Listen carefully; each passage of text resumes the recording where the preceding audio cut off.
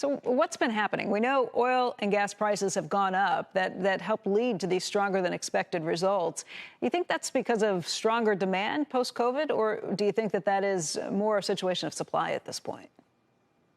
Well, look, I think, first of all, it's been, as you said, a strong set of results this morning, Becky, and we're very grateful to the BP team around the world for delivering them.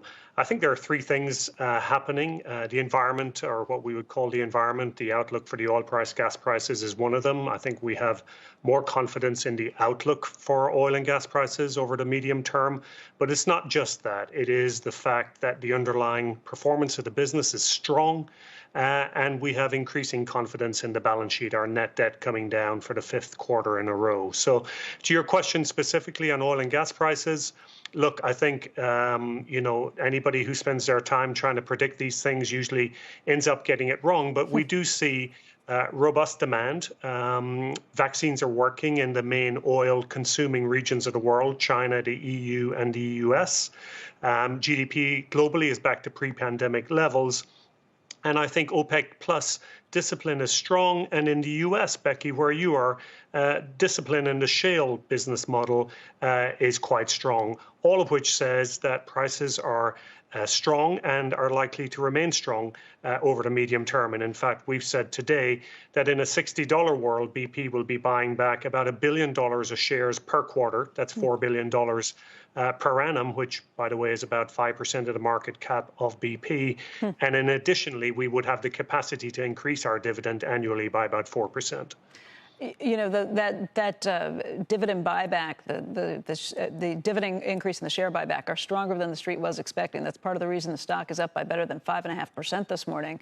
But the lead story in the Wall Street Journal this morning also talks about the recovery in Asia, the economic recovery slowing somewhat, and some concerns about China, other countries in Southeast Asia, where the pandemic requirements that have come back, the things like masking and slowing of factory workers, that's had an impact when it comes to productivity and what they're seeing in manufacturing. Does that concern you? I think, look, there are always uncertainties, and we have to be very cognizant of downside risks. I think downside risks in our world right now for the global economy, and particularly for oil prices, would have to be around things like will the vaccines be resistant to the Delta variant, for example, in the United States and in Asia? So far, I think the data looks reasonably good on that. We are seeing a slight muting of oil demand because of that, but I wouldn't say it's material yet, Becky.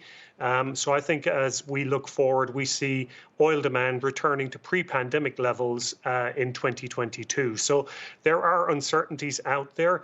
But it has to be said that people are getting back to driving in North America, where you are.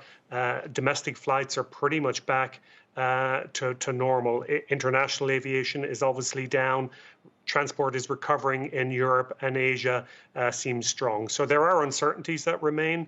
But on the balance of all of that, OPEC Plus's discipline and their desire and their capacity to keep prices in a range where we see them today is quite strong. And as I said at the beginning, the US shale is not responding in the way that it did pre-pandemic. So all of that bodes well, I think, for a reasonable outlook for oil prices over the coming years. So you think that's because a lot of the big majors, just about everyone has cut back their production outlooks and what they're spending on capex to take it back out of the ground. Is that what makes you think that these prices will be higher? I think over the medium term, you'll see some impact from that. I think the big change, Becky, is in North America, in the shale business. Pre-pandemic, we were running about 750 rigs on oil. That was in 2019. At the bottom, and the trough really in the pandemic, we were down at 175. That number has doubled since then. We're at about 350, 375. But that's still less than half of what oil rigs were running just 2 years ago, pre the pandemic. And what I think that says is that as the cost of capital has risen in that business, and as financial discipline really takes hold and people concentrate on cash rather than on production growth, I think what you're seeing is a much more sensible response. And that has been a dampening effect on supply globally. That, coupled with the OPEC plus discipline, are the reasons why we think that prices are where they are today, and quite frankly, why we think prices will remain robust in the months and years ahead.